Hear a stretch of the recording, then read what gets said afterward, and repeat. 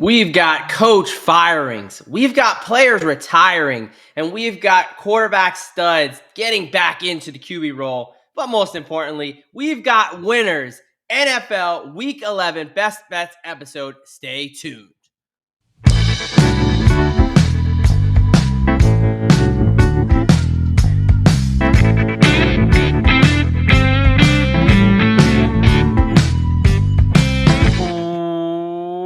Welcome, football fans, to another edition of the Degen Docs. Look, folks, NFL Week 11 Best Bets episode. And yes, if this is not your first time joining us, I know I sound like death. I will say right now, disclaimer, hand up, I do not hate Derek, Professor Locks. I do not hate football.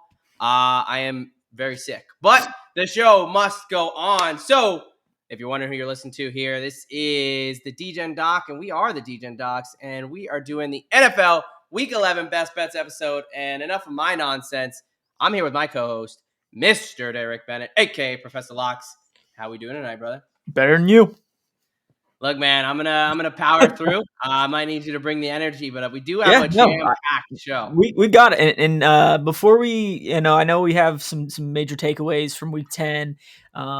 We had an okay week last week. I believe between the two of us, we were both 2-1 on our props. Right. I think overall, our locks were kind of iffy. I think they were. Not a great week on the locks, but not the worst that we've had. But the sad part was this is, I think, the first week in like 8 or 9 weeks that we haven't been profitable on Thursday night. So we got to get back on winning streak. We got to get back on the winning sides of that. But before we go any further, can I throw somebody in the locker? Okay, go ahead. You're hijacking the show, man. I love it, so I don't have to talk. Let's go. Well, that's I'm trying to help you out here a little bit, but we do our Degen plays every week, and I would like to throw whoever the statistician was in the Jags game, this past week, because they fucked me over on my Degen play. I had a nice little 20-1 play. I think I had Josh Allen to throw over 300 yards. Their game was done, over with. He went over 300 pretty, earlier in the day. Yeah. And then come, the Jags game, and I can't even remember who they were playing. I was so pissed off. Texans. The Texans. Yes, it was the Texans. A 1-point game. It was the Texans was one of my locks, so that came through. That was a nice little pool with Davis Mills scampering in there with, a little bit of time left there. And then, Trevor Lawrence coming down. He needed to throw 2 interceptions on the day. He threw 1 in the first half, needed a second one, gets tackled from behind. All of a sudden, that ball just kind of floats out of his hand forward as he's doing this. Yeah. And somehow it was ruled a fumble. I don't know how that was the case, but it landed in a Texans defender's hands, ran back for a touchdown, covered easily. I'm just very pissed that it was ruled a fumble and not an interception. That would have been his second on the day and locked up my Degen play.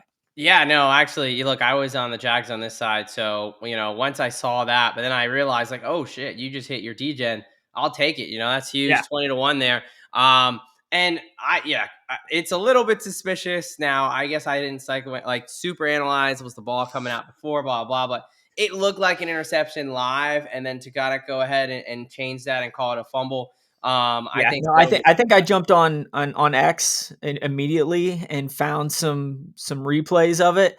I honestly don't know how. I mean, he was doing this right as the ball kind of comes forward. I mean, yes, he's being tackled from behind, so yes, his arm's going to be going forward, but he's in that cocked back position. Right. So it's like, and all the like posts about it were like pick six, in the game, blah blah blah. So I definitely thought, I didn't even really think about that. So definitely a little bit suspect there by the statistician. Yeah, someone. I think we're talking about these guys, players gambling and things like that. If you want to influence somebody, probably a little bit easier, a little bit less intimidating. You probably go after those nerd statisticians to change a few things, because I would imagine more people bet on interceptions for Trevor Lawrence than fumbles. But correct. Hey, no X-Files music. We roll on. But yes, you very warranted, because that was absolute bullshit, and I completely forgot about that. Hey, look, folks, this is our NFL Week 11 Best Bets show. If this is your first time joining us, welcome. Cheers to you. Appreciate you hanging out with us. This is the way that it works here for us. We'll do a couple quick takeaways, tell you the buys. We kind of already did our Rutgers recap, but we'll just kind of go through that. And then we'll get into what you came for. Week 11 plays. We start with our props of the week. 3 props, like Derek mentioned, 4 and 2 last week between the two of us, 3 props apiece. And then we will go into what we call around here our Doc's prescriptions. Bets we feel so good about, we are prescribing them to new. We've been on a nice little run there. And then we will do a Degen parlay, which we both hit one of the 2 legs last week. And then a Thursday Night Football preview talking about potentially another stinker. At least it's a division rivalry, but the New York Jets taking on the New England Patriots. So we've just been blessed with some ugly, ugly Thursday Night Football games. But money to be made. And that's what makes gambling, puts you a little bit more accent on it, unless you're a Jets or a Patriots fan. That's how everybody else wants to watch. So, All right, folks, look, let's get into some of these takeaways. Looks like the man who has been checking on Jackson Dart, trying to save his job, is no longer part of town because New York Giants football coach Brian Daboll is fired. The resident Giants fan, I will handle this first really quick. Him and a couple quick takeaways. Should have done in the offseason. How the hell is Shane Bowen, our defense coordinator, still employed? Excited to see what Kafka does, but I think Joe Schoen should also be gone. So it's kind of like, for me, I think this whole regime needs to clean house, other than maybe Kafka, before they ruin Jackson Dart as they did Daniel Jones. What is your takeaway on the Giants getting rid of Daboll there?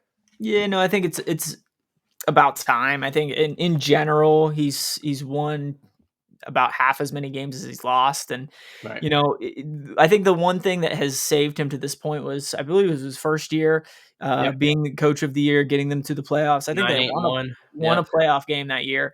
And then since then, it's been going downhill ever since then. And I think it's one of those things where you have a quarterback that has been playing pretty well.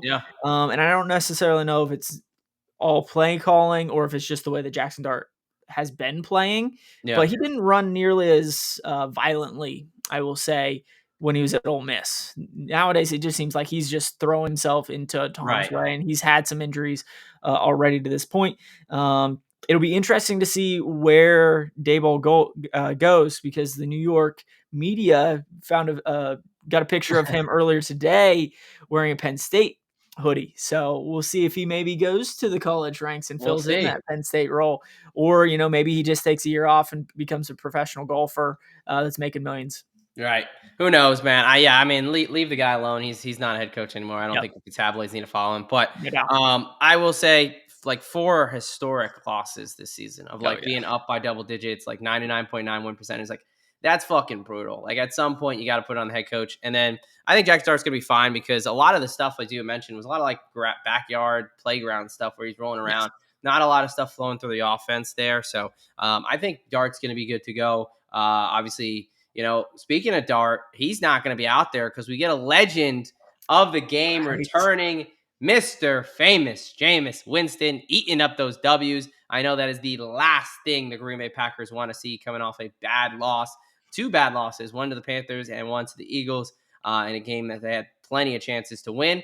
Now you've got Jameis, he's probably going to go, 300, 2 touchdowns, and then just depends if it's going to be 1 or 2 pick sixes.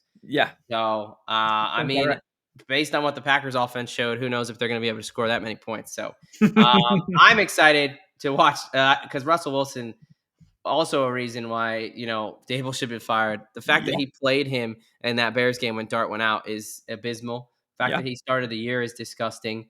But hey, enough Giants misery. Let's talk about a guy who is retiring now, Jair Alexander. He got traded from the Baltimore Ravens just a couple weeks ago. Everyone of the Eagles was saying, we're going to bring it back in Fangio and Howie we trust, yada, yada, yada.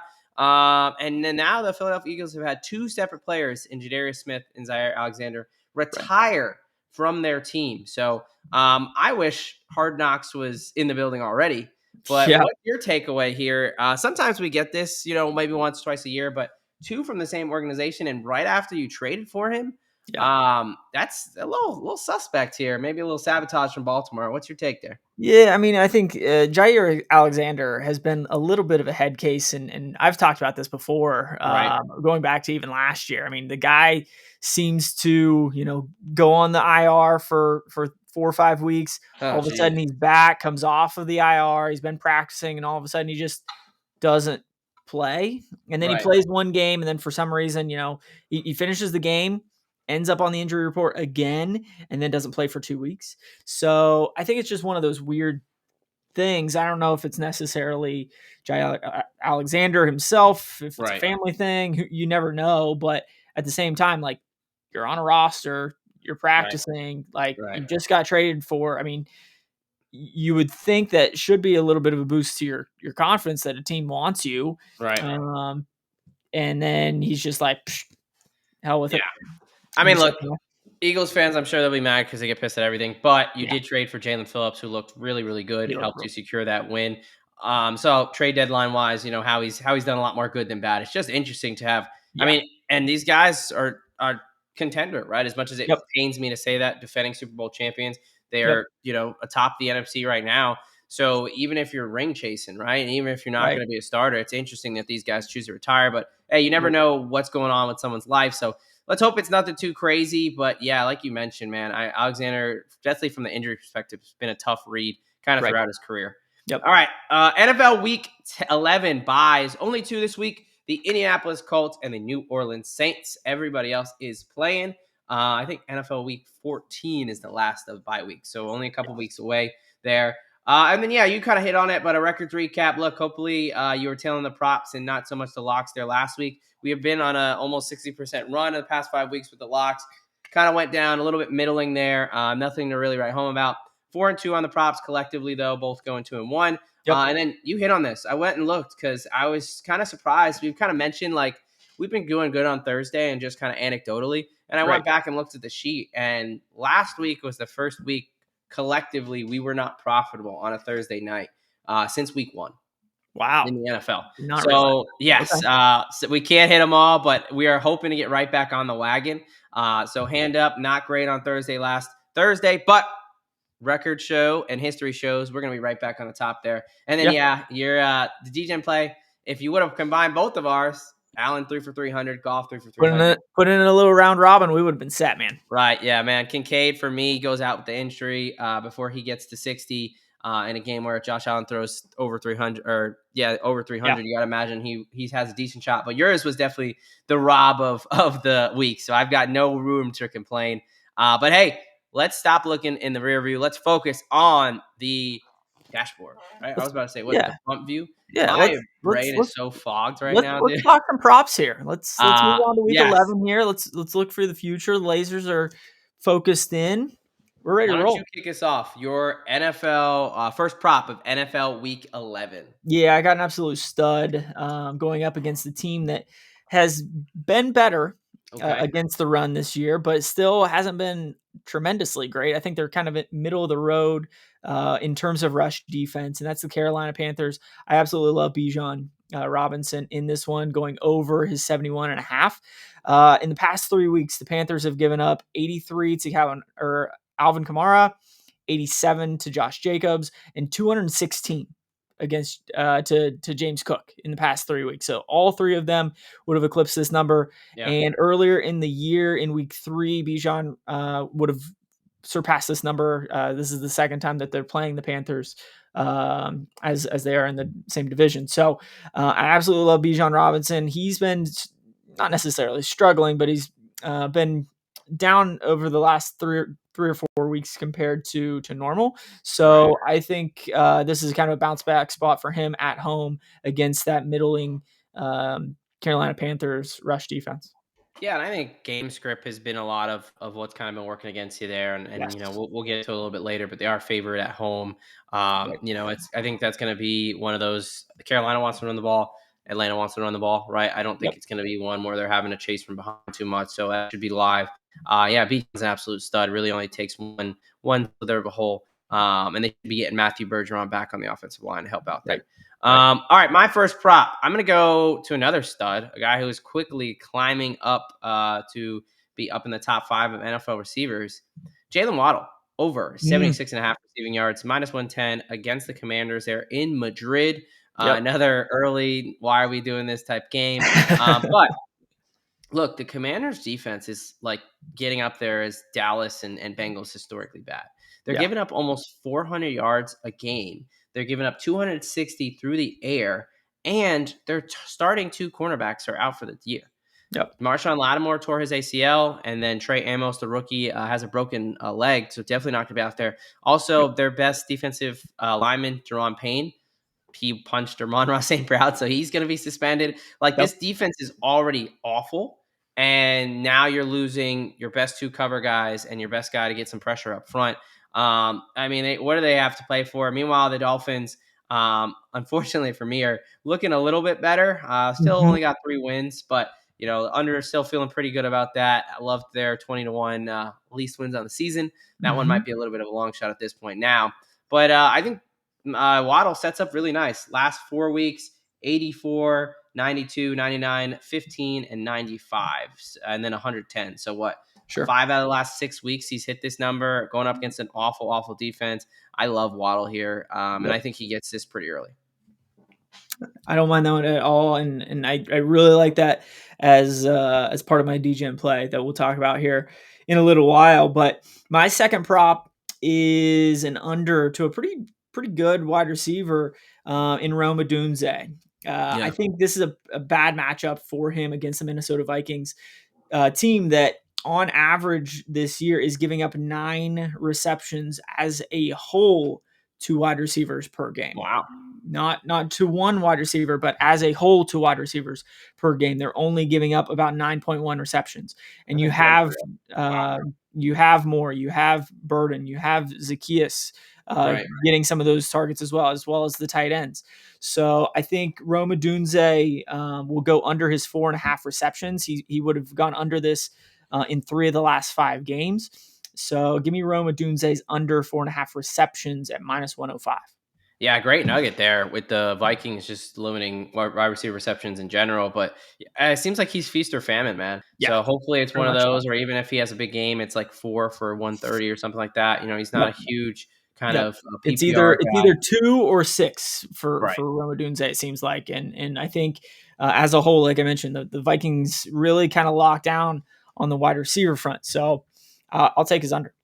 Yeah. Just from an NFL perspective, I'm very excited for that game. The Bears and Vikings fans both kind of liking their young quarterback, seeing where they're going. There's been a lot of shit talk. I'm excited to see how that one goes.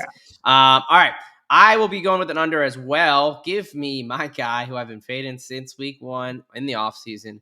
Bryce Young, under 158.5 pass yards at -110. These are all over at Bet365 for me. I know it's an incredibly low number. I saw this and I was like, there's no way I can take this under. However, I'm absolutely taking this under. He has not hit this in the past 3 games. It's been 124, 102, 138. And that's been in 2 wins and a loss. So it's not even so much of a game script. When they played earlier in the season, 121 in a 30-0 win. I have a feeling that, one, he's terrible. I've been telling you this. Told you this season under, and I heard a lot of people chirping at me that he was going to be putting up all these crazy pass yards and stuff like that. But also Atlanta, the number 1 pass defense in the NFL right now. And Atlanta's at home, so they're going to be able to lock it down a little bit more. They're only giving up 162 yards on the year. So you have a guy who's been like almost historically bad from a passing yard standpoint, going against the number 1 pass defense in the NFL. I think Carolina, if they kind of know who they are, if they want to win games, they need to lean on Rico Dowdle and Chuba Hubbard and not have Bryce Young throw it all over the yard, especially against this defense. So give me Bryce Young under 158.5 passing yards. I like it. I think I'm going to go with another under for my final prop of the week. And this time I'm going to go in the quarterback realm. So give me Trevor Lawrence under 216.5 passing yards. He's been going over this as of late. This past week was the first time he's been under this in the last 4 weeks. But this Chargers pass defense is pretty damn good. They've only been giving up about 189 passing yards per game. If we look at just the last 3 weeks, they've given up 161, 145, and 157.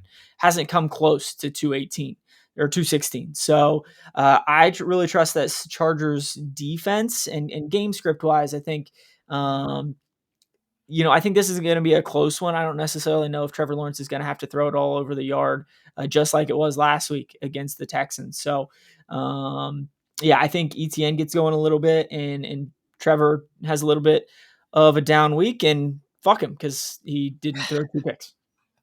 Look, you can't blame him. He's the one who tried to help you. I think he tried to throw an interception. That's all on the statistician. Make it a little bit more obvious. Throw it right at the fucking dude's head. Please, yes. Yeah. Throw it right at his chest. No, I don't mind that. I think the Chargers defense has found something there. They're getting healthier. Derwin James kind of patrolling back there. So I like that. And Lawrence, I know Travis Hunter out for the year, LCL surgery. So no thumbs down to that. That's not good. Sorry. But then Hunter being down and Brian Thomas being down, I don't know if things are going to continue the way that they have been over the last month or so. Yeah, Brenton Strange may be coming back, but we'll see. Yeah. All right, for my last one, I'm going to go with another under as well. Give me Derrick Henry under 73.5 rush yards, minus 110 over at Bet365 against the Cleveland Browns. This is the Cleveland Browns defense at home. He played the Cleveland Browns in week 2. He had 11 carries for 23 yards, 2.1 yards carry. It was really Lamar who got going, and this isn't a game script thing. The Ravens won 41-17. So I think that this is going to be a closer, uglier game here. And I think that even in a situation where the Ravens, start blowing the doors off, I think they start to get other guys in there. This is a Cleveland rush defense, top 10, give it up under 100 yards game, and especially at home. At home, they seem to find a different gear. Definitely something I want to back there. So I just think this is going to be an ugly game. Sure, even if he gets... He had 2 yards of rush. So even if he gets 20 carries, he was right around 50 yards, right? So I understand he's been picking it up of late, but I think he's been playing Miami's rush defense, which is terrible. Minnesota's is not too great. Neither is Chicago's, and he didn't hit the number. And then LA when they gave him 25 carries without Lamar. So, I love Derrick Henry under 73.5 rush yards there. Let's do a quick recap of the props of the week. Again, coming off a 4-2 week collectively. For my man, Professor Locks, he's got Bijan Robinson over 71.5 rush yards against the Carolina Panthers. He's got Roma Dunze under 4.5 receptions, minus 105 there against the Minnesota Vikings. And Trevor Lawrence under 216.5 pass yards against a feisty Jesse Minster-led Chargers defense. For myself, give me Jalen Waddle to continue the tear he's been on, over 76.5 receiving yards against a terrible, terrible Washington secondary. Bryce Young under 158.5 passing yards, minus 110. I know it's low, but win or lose, he's proven that he can get under this number. So we're going to back that. And then Derrick Henry under 73.5 rush yards, minus 110 against those Cleveland Browns. Cleveland Browns at home, very good rush defense. So we're going to go ahead and back that. Only 20-something yards last time. Okay, we are now to our section where it's Doc's prescriptions. Bets we feel so good about. We are prescribing them to you, typically of the money line or over under variety. So let's go ahead, spread money line over under variety. So why don't you kick us off here? NFL Week 11 best bet. What is your first prescription for this week? Yeah, let's talk about Bryce Young and the Carolina Panthers going up against Bijan and the Falcons. A couple of props fitting in nicely to my first lock. Give me the Atlanta Falcons minus 3.5 at minus 108. I think this is a get right spot for the Falcons coming home against the Carolina team that has been playing pretty well. The Falcons, on the other hand, have lost 4 straight games. They've been in the last 2 against really, really good teams. In New England Patriots, they lost by 1. And then this past week, losing to the Colts in overtime. So I think, like I said, I think this is just a get-right spot at home between Penix and Bryce Young. I don't know if I can necessarily trust either of them. But I think I would probably take Michael Penix in that matchup. So on your side of the prop, you're going on his Bryce Young's under. Love that against a really good Atlanta Falcons secondary. And I love Bijan in this spot. I think he's going to run all over the yard and basically lead the Falcons to a big time dub down there in hot Atlanta. Yeah, No, I like it. I do like the Falcons in this one. I think they get some revenge. They've had a tough stretch of games. I think they're on a Yeah. 5-game losing streak. They played a tough schedule, Yep. and the Panthers have played a very a last place schedule. They played a very friendly schedule there. On the other hand, and Yep. Panthers just got embarrassed by the Saints, and I think that very gettable. Typically, NFC South, these teams tend to split. Really, everyone but the Bucks recently have been splitting a lot of games. So I like that to get the revenge angle there, get back on track for Atlanta. For myself, give me the Tampa Bay Bucks plus 5.5, minus 110 over in Buffalo. Is that both DK and Bet365? Yep. Look, I understand that. Yes, Buffalo, embarrassing loss at Miami, get right spot, yada yada yada. I can't trust this team, man. I do not think they're a really good team. I understand they beat the Chiefs, but a lot of other, the last 5 games lost to the Patriots, who look pretty good. Yep. Lost at Atlanta, who's been on a 5-game losing streak. Beat Andy Dalton and the Carolina Panthers, beat the Chiefs at home, and took everything out of them. And then to lose to that Miami team with no Tyreek Hill, no Darren Waller, and get embarrassed. And the Yep. biggest thing here for me is this Buffalo offense, with and without Kincaid, is completely different. Yes. Dalton Kincaid is their number one wide receiver. So Yep. I was on him last week. He picked up a hamstring, called week to week. He's not playing this week. He's not Yep. at practice today. I'm expecting him out 2 to 3 weeks. This Bills defense is suspect. Bucky Irving was back at practice. We'll see if he goes.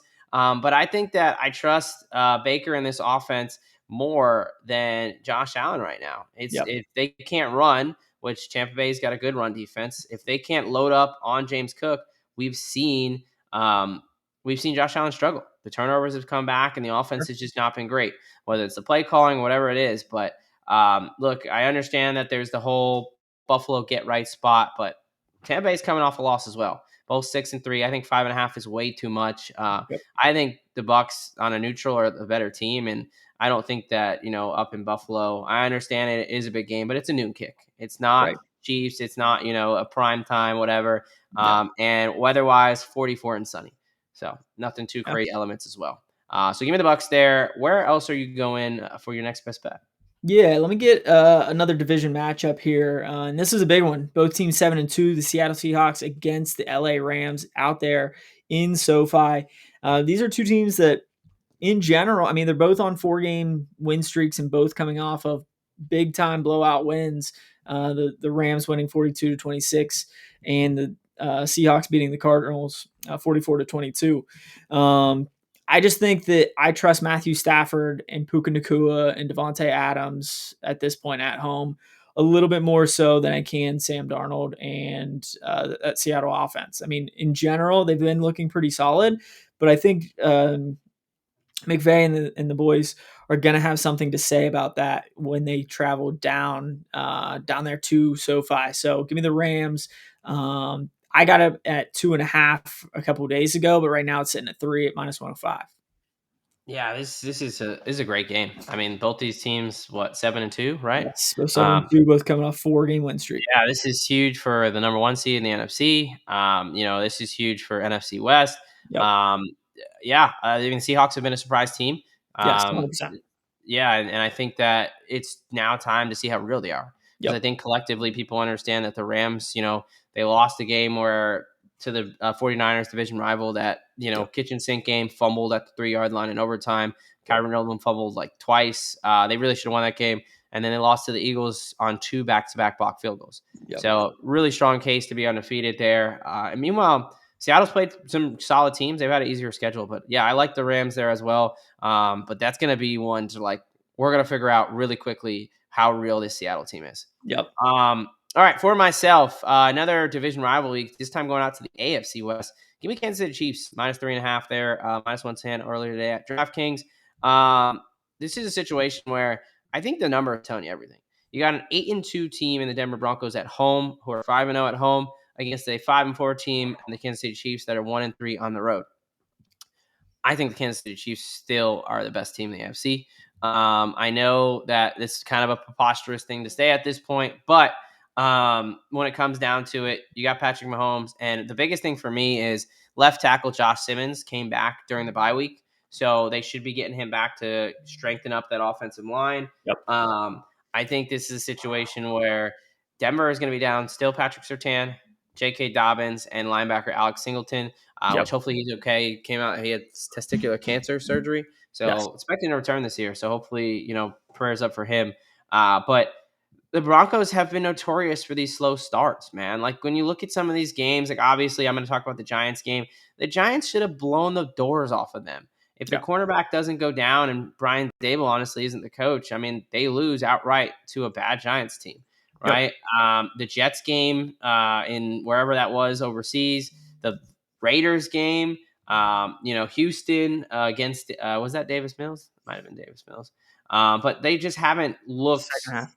the part, right? Yes. So I think the Chiefs come in and roll. And I Yep. think that this kind of starts the Chiefs' way back up to the AFC West. Now, I got a future on the Broncos. So I want them to win the AFC West and continue to on their hot streak and do all those things. But I test right now, man. They just do not look that good. And I think the Chiefs, you got Rashee Rice, Hollywood Brown, Xavier Worthy, all healthy. No Pat Surtain. I love the Chiefs to eat in this one. Yeah, no, I think, like you said, the numbers telling you everything because the Chiefs are one of my locks as well. I mean, I think as a whole, this is kind of a must win for Yeah. the Chiefs, in my opinion. I mean, they're 5-4. If the Denver Broncos take a commanding, basically 4-game lead in the AFC West, like the KC, I mean, and they've done it before, that they'll have to get a wild card spot, but you're gonna go to a 5-5 spot and still, I mean, the Chiefs will still have let me pull up their schedule. They've got a decently hard schedule. I They mean, still do. I mean, after this game they have Indy, then they have to go to Dallas. Okay. right. Play Houston, at the Chargers, they do still have Tennessee, they still have to play Denver again, and then they finish out with Las Vegas. So there's, again, probably at least 2 or 3 losses in Yeah. their schedule remaining. To to your point, we both took Denver to win the division. They've been struggling to win convincingly. They look like the Right. Chiefs last year, Right. Yeah. and I think it's just one of those things where Denver can afford to drop a game and Yep. still end up winning the division there. Right. My only thing with the Chiefs would be, and I don't think they would necessarily be looking ahead in a division matchup, Right. and facing the Colts next week. So yeah, I love the Chiefs in this spot, especially knowing that if they're still looking to win the division, they have to win this game. Yeah, I mean, let's be honest. The past, several years, the AFC playoffs have ran through Arrowhead. Right. That's a huge advantage for them. I've been in that stadium now and realize how cold it's going to be here in Kansas, Missouri. But yeah, no, I think it's huge. So I didn't even realize we were both on that one. So Yep. that's on me for taking too much of the thunder. All good. All right, I will do my number 3 there. Let's do Sunday Night Football. Detroit Okay. Lions plus 2.5, minus 102 against the Philadelphia Eagles.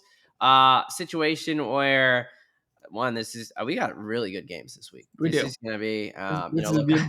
I This is a hate good being weekend. sick. It's probably one of my least favorite things on this earth. But if I have an excuse to be able to be a little bit laid up and watch a bunch of football, then this may be the weekend for it. Hey. So look, it's a situation where I think that the Lions, the biggest thing here is they can run on the Eagles. Teams can run on the Eagles, right? If you look at it, Eagles are a middling defense against the run. They're much better against the pass.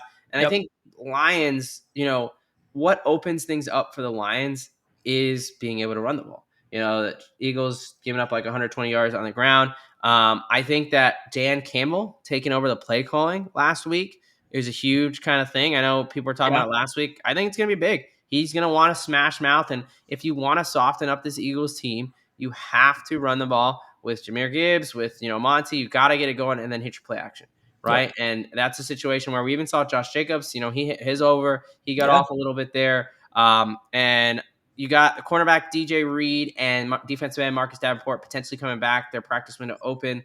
We saw Lane Johnson, one of the best tackles, if not the best tackle in football. He got banged up. I know he returned to the game because he's an absolute monster. Right. But we know adrenaline's a hell of a drug, and he's No been in doubt. and out of the lineup. He's an older guy now. Even if he plays, which I'm kind of expecting him to, there's no way he's 100%. So I think that if you look at the records with and without Lane Johnson out there on the field, it's a very, very different football team. And look, Philly's had a very tough schedule. They're battle tested, but they've been eking out a lot of these games. Yep. I think it's going to go the other way here. I think Detroit gets it done. They come in on fire. And ultimately, I think this is the game where everyone's calling for that offensive coordinator, Patullo, to be fired. I know they have already, but I mean, from what I've seen from this offense outside of a few games, I don't trust them to keep up with this Detroit Lions offense. Sure. So honestly, the one thing that scares me, it's a little bit of a public dog. That's kind of the one that, Philly's a tough place to play. However, I think Detroit running the ball in the ground game is going to be the difference in this game. So give me Detroit plus 2.5, minus the 102 there. What's your last best bet? I'll do it for you. Give me the Giants and the points. So yeah, give me the 7 points in the Giants. I think this is an awful spot for Green Bay going into New York against Kafka as an interim head coach, and you got a little bit of a boost there in Jameis. Instead of Russ. Thank God that Kafka did that, because I don't know if any of us could stand watching take and bake Russ at this point. But the Packers just like to play with their food, like we've kind of been talking with the Broncos. I mean, they have won a lot of close games and they've lost some close games as well. I mean, they lost this past Monday to the Eagles. They lost the week before to Carolina. They blew out my Steelers by 10 points, and then they beat the Cardinals by 4. So like they play in a lot of close games. And I think that the interim head coach bump is a thing. So I really like the Giants in this spot. It'll be interesting to see how many interceptions versus touchdowns James ends up throwing, because I think it's basically going to come down to that. Can Jameis take care of the ball? If he does, I think the Giants are going to be right there in it until the end. I mean, they might have a chance to win that one. So, I'll take the Giants plus 7. Yeah. No, I think I think they're live. I do think this is one where they're either gonna like keep it really close and have a chance to win, or the wheels will fall off. But like Coach Abram, also Paulson Adebo back at practice. Look, it's not going to be Jackson Dart, a little bit banged up, but the Packers star center Elton Jenkins, Pro Bowler, he broke his leg last week, coming off a short week. Got to reshuffle the offensive line. I know Ryan stepped in okay there, but maybe Dexter Lawrence has a game, man. I've been waiting for it all year, so we'll see. Yeah. But yeah, Jameis, you got to back Jameis here. I love it. All right, well, you're going to go from the Giants, and I'm going to back the Cowboys here. Okay. Yeah, let's see how this goes. So Dallas Cowboys minus 3.5 against the Las Vegas Raiders on Monday Night Football. Yeah. Dallas is coming off the bye. Now, it's a situation where Las Vegas is also coming off a little bit of a mini bye, playing on Thursday night. But they just lost another lineman. If you had the displeasure of watching that Thursday night game, no Colton Miller already. And when Jackson Powers Johnson went out for that Vegas line, it was disgusting. Geno had 0 time. You just got Quinnen Williams. The Cowboys, they're getting healthier. DeMarvin Overshone's activated off the IR, or the PUP, excuse me, as well as their cornerback from ECU, Siobhan Ravel. They're getting healthier. I think that this is a little bit of a show-out game. Quinnen Williams, against a very, very beat-up and bad offensive line. I just think that the Raiders aren't going to be able to keep up with them and score. Give me the Cowboys minus 3.5, and then obviously, Marshawn Nealon, terrible tragic accident. I think they're going to want to play for him there with a little bit of the tragic magic. So prayers out to his family and everything. That's a terrible, terrible situation. But I think that stuff rallies a team, right? So I think that Dallas also from that point is going to want to play a little bit harder. So give me the Cowboys minus 3.5 there. Let's do a quick recap here, starting with you, my friend. You are on the Falcons minus 3.5, minus 108 against those Panthers. Rams minus 3 in a division matchup against the Seattle Seahawks. Giants against the Packers plus the 7. And the Chiefs minus 3.5 on the road in Denver. For myself, give me the Bucs plus 5.5 all the way up in Buffalo. The Chiefs as well. Detroit Lions plus 2.5 against the Philadelphia Eagles. And then finally, the Dallas Cowgirls minus 3.5 against the Las Vegas Raiders. All right, brother. It is Degen time. As we said, we both hit one out of our 2 legs here. Hopefully we can get the right combination. We might. I might need to round robin this because I like a couple of your plays there. Well, I mean, hey, who doesn't love more bets? So That's what I'm what do saying. we got? Degen plays. Yep, I got another quarterback that I think is going to throw for over 300 yards, and that's in the early game over in Madrid. Give me Tua Tagovailoa to throw over 300 yards against a bad Washington Commanders secondary. Yeah. And then the other one, the second leg, is Jaden Higgins, the wide receiver for the Houston Texans. To have himself a little bit of a day, get in the end zone one time is all that he needs to do. It's by itself, it's plus 500, but it doesn't sound like CJ Stroud is going to be in there. He hasn't practiced to this point. If he practices tomorrow, we'll have to look out for that full tag on Friday to see that. But Jaden Higgins and Davis Mills have a little bit of a connection there. This past week, he had 5 catches for 42 yards and a touchdown. Going back a couple weeks, he had another touchdown. So 2 of the last 3 weeks, he's gotten in the end zone. I think that he'll do it again. And if we put Tua over 300, Higgins to get in the end zone, 31-0. Yeah. 31-1. There we go. I was like 31-0. 31 to, there was a lot of zeros at the end there. So yeah, I got confused. Was like, you're talking about 31-1.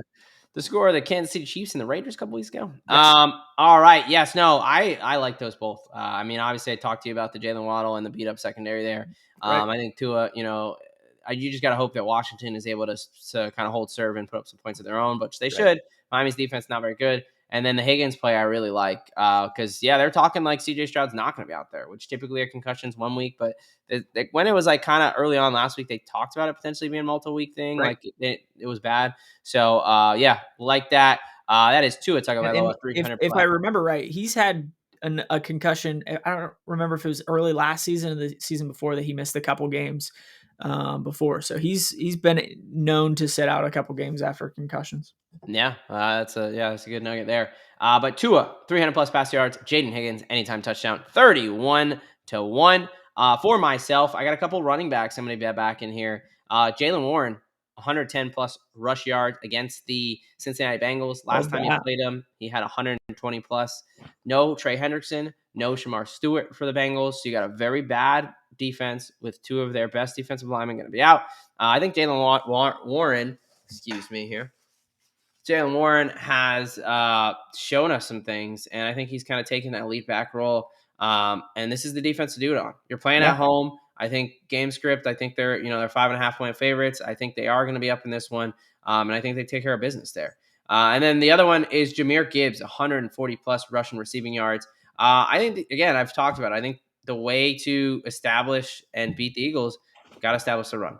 And they use Jahmyr Gibbs both out of the backfield as an explosive guy. He's someone who can take it, much like Saquon last year. All he needs is a little bit of a hole. I think that they're going to be able to provide some of that. I think that Nakobe Dean, great in the run game, but a little bit susceptible as a pass defender there.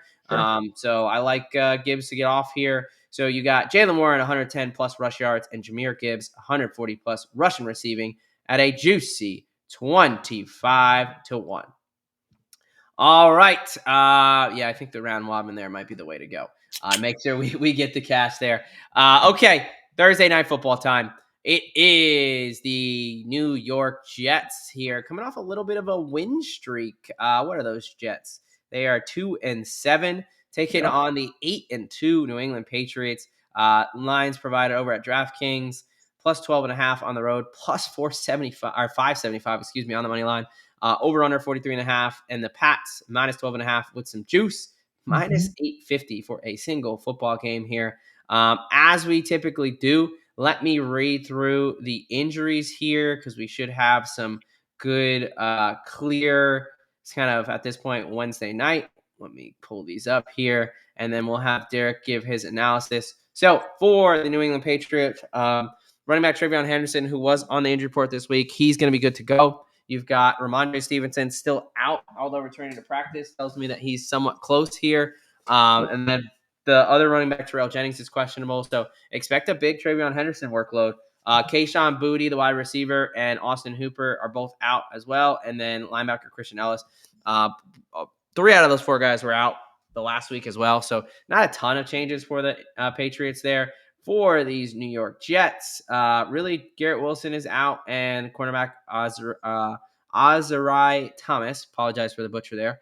They're both out, which if we saw last week, the Jets had 54 passing yards or something like that. And so Right. I think it was Brees Hall and like one other person that got a catch. So they've been winning without Garrett Wilson, as good of a player he is.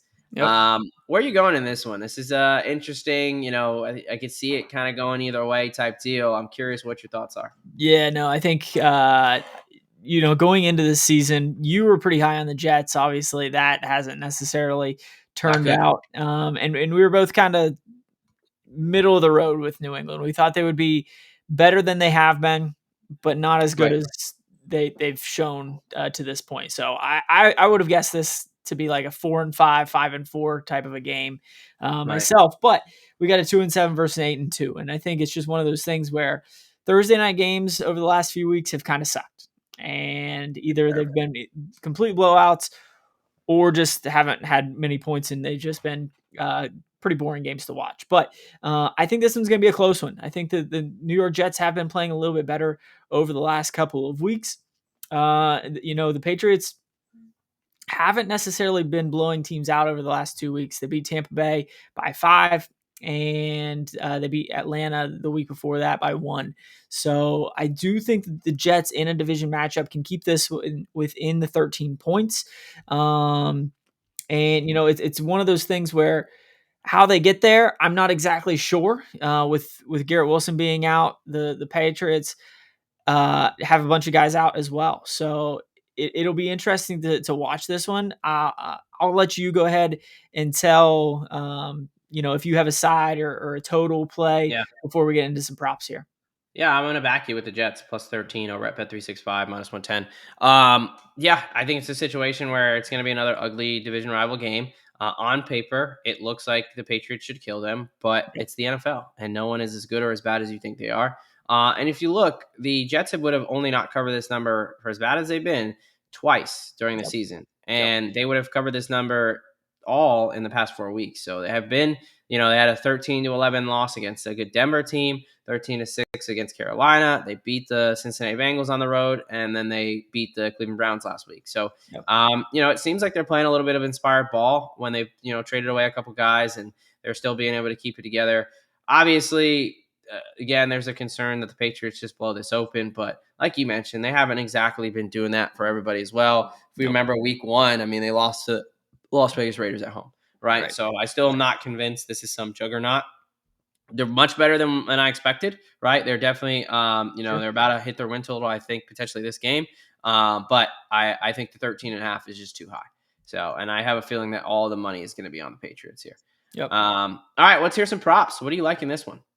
Yeah, let me start off with the Jets, because I will say the vast majority of my props were more Jets related. So give me Justin Fields over 36.5 rushing yards at minus 110. The Patriots haven't necessarily played too many dual threat or running quarterbacks. You have to go all the way back to when they beat the Bills. I think that was on a night game. I think it was either Sunday or Monday night, if I'm not mistaken. But in that game, Josh Allen ran for 53 yards. Other than that, like I said, the Patriots just haven't necessarily went up against a dual threat quarterback like Justin Fields. I think Justin Fields is able to escape and use his legs to find ways to continue to move the ball downfield. So give me his over 36.5. I also like him to get in the end zone at some point. He just seems to do that in games like this. So give me his anytime touchdown at plus 150. I do like Brees Hall, but not necessarily in the rush game. The Patriots' rush defense is really good against running backs. I do like him from a passing game standpoint, so give me his over 15.5 receiving yards at minus 110. And then on the Patriot side of things, Drake May has been doing a really good job of taking care of the ball. I don't think that that's going to continue. I think this is a division matchup that for whatever reason, it's going to be ugly. And so I do think that he does throw an interception. He has actually thrown an interception in each of the last 3 games. Although if you look at his, touchdowns to interception ratio, it looks pretty good, but he has thrown a pick in each of the last 3 games. So I think that streak continues. That's at plus money, plus 136. And then although they do have basically nobody else in the cupboard, I don't know if this is a Trevion Henderson game. Love the guy. I think he's super explosive. He's really come on hot over the last few weeks. I just think that game script wise, the Patriots are going to turn over to the passing game a little bit more and give me Trevion Henderson under 16.5 rush attempts at plus 104. Yeah, that last one especially is one of those where it just seems so obvious that everyone's going to smash the over. But yeah, they've no matter what, they've shown like they're not going to put him as a bell cow, whatever the reason is. So yeah, I like that. Okay, I like a lot of what you said. I'll start with Breece Hall. I got 2 plays on him: under 59.5 rushing yards, minus 110 at Bet365, and then the over 15.5 at minus 110 as well. You talked about it. New England's rush defense, number 1 in the league. I do not believe they've let up a single running back over 50 yards this season. I like your Justin Fields angle. I think that's where they're going to have to get creative. But straight running game, we've seen this Jets offense be stymied a bit. I know recently he's been doing well, but they've gone through stretches, especially against better teams, where he's been well under this number. So I'm expecting that to continue. But I do like him out of the backfield. He was a leading receiver. He had 42 yards last week. I think that's how they get him involved. Yep. And then I'm going to go to the other quarterback on the ground. Give me Drake May over 21.5 rushing yards there. I think, this is going to be a little bit tighter of a game than people think. This Jets defense got a bunch of new guys there. They let Dylan Gabriel run 5 for 54 last week. So I think that, these are younger players. The rush lane integrity is not going to be there. And I think prime time Drake May is going to, he's going to pull it down, and he's a very capable runner. And then finally, Pats wide receiver Kyle Williams over 20.5 receiving yards. He had 72 and a major catch last week. They want to get him more involved. He's explosive rookie, and his opportunities against this Jets secondary. So, a little bit smaller of plays here because this has another potential to be an ugly game. Yep. So not going to be too overweight on the props. But we both like the Jets. And you must be sick. Why? No defensive stuff? Come on now. I don't think I saw any, to be honest. But yeah, no defensive. I will say the Patriots have been giving up a decent amount of sacks. But yeah, I didn't see anything there. So unfortunately, no defense on my side for this one. But I do like, fading Breece Hall in the running game, and then packing him the receiver, and then Drake May on the ground. Yep. All right, man. Look, folks, that is it for NFL Week 11. I will definitely bring more energy next week. If you look back, if this is your first time, try not to judge me too much. I feel like death. Apparently, COVID is still a thing. But good thing is you can't get sick through the YouTube, through the interwebs, and we still had to bring you some winners, whether they were enthusiastic or not. But I appreciate you carrying the show here a little bit, brother. Why don't you finish this out and tell the good people what they can expect over here, and let's get on out of here. Well, of course, at DFSG Plus, we're talking ball all of the time. We just wrapped up the NFL show. We did the college episode last week, or last night, excuse me. So that is already out there on the kind of sister channel over at IDP Plus. You do your injury report every single week on Thursday nights, talking primarily defense, but you bring some offensive side of things as well. So tune into that for props.